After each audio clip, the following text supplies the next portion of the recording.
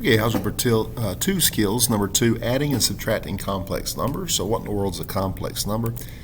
Well, a complex number is any number of the form a plus bi.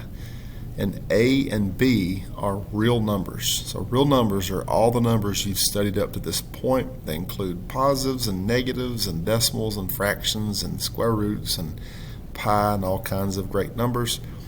But when you put I, which is the square root of -1, you've entered the imaginary numbers. And collectively we call any number of the form a plus bi a complex number. Again, where I has that special designation as the square root of -1. Today we're just going to add and subtract some of these. So here's an example. I've got this color-coded. In each parenthesis you have a complex number. And notice in between, right there, that plus sign indicates I'm adding these. I've got these color-coded because I'm going to add the real parts. That's the parts that are yellow without the eyes. I'm going to add those together. And I'm going to add the red parts, which are the imaginary parts that have the eyes. And when you do that, you get 11 minus 4i. So you treat I as if it's a variable. Now I is not a variable, it's the square root of -1, but we like the designation I more than writing the square root of -1. So we don't want to change I to anything.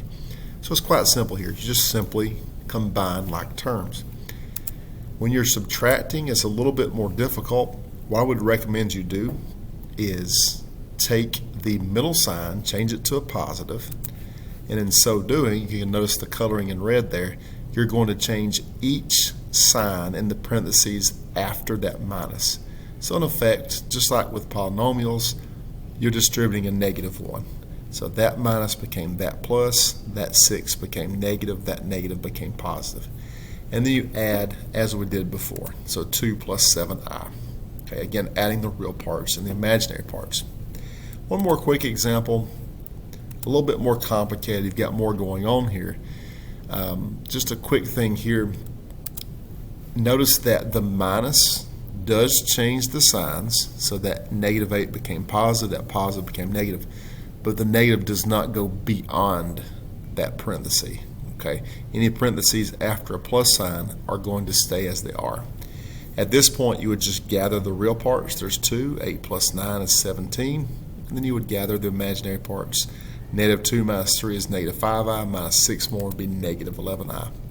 Okay, so that is adding and subtracting complex numbers.